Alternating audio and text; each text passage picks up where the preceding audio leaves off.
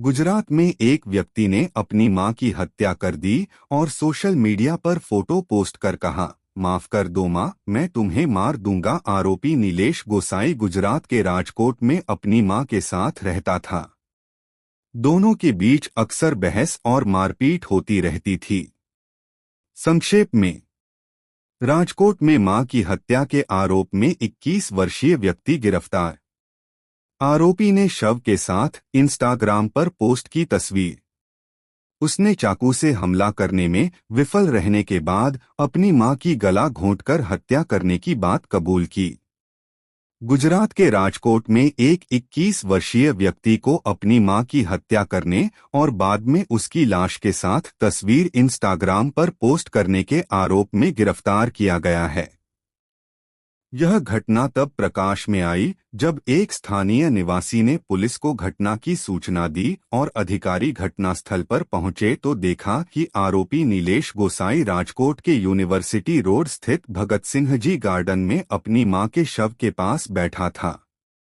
पीड़िता की पहचान 48 वर्षीय ज्योतिबेन गोसाई के रूप में हुई है।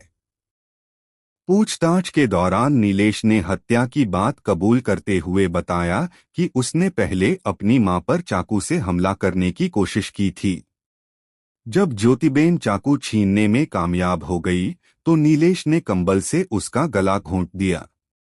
अपराध करने के बाद उसने इंस्टाग्राम पर अपनी मां की एक तस्वीर पोस्ट की जिसमें लिखा था, माफ करना मां, मैं तुम्हें मार रहा हूं, मुझे तुम्हारी याद आती है, ओम शांति। एक अन्य पोस्ट में उसने लिखा, मैं अपनी मां को मार रहा हूं, मेरी जान चली गई, माफ करना मां, ओम शांति, मुझे तुम्हारी याद आती है मां।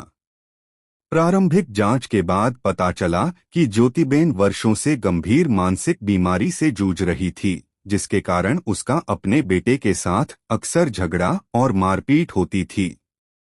घटना के दिन नीलेश और ज्योतिबेन के बीच गर्मागर्म बहस हिंसा में बदल गई। ज्योतिबेन का विवाह लगभग 20 वर्ष पहले समाप्त हो गया था और तब से वह और नीलेश एक साथ रहते थे तथा अपने अन्य बच्चों से उनका संपर्क बहुत कम था। एक अधिकारी ने बताया कि वह मानसिक स्वास्थ्य समस्याओं के लिए उपचार ले रही थी, लेकिन घटना से 1 महीने पहले उसने दवा लेना बंद कर दिया था, जिससे उसकी हालत और बिगड़ गई।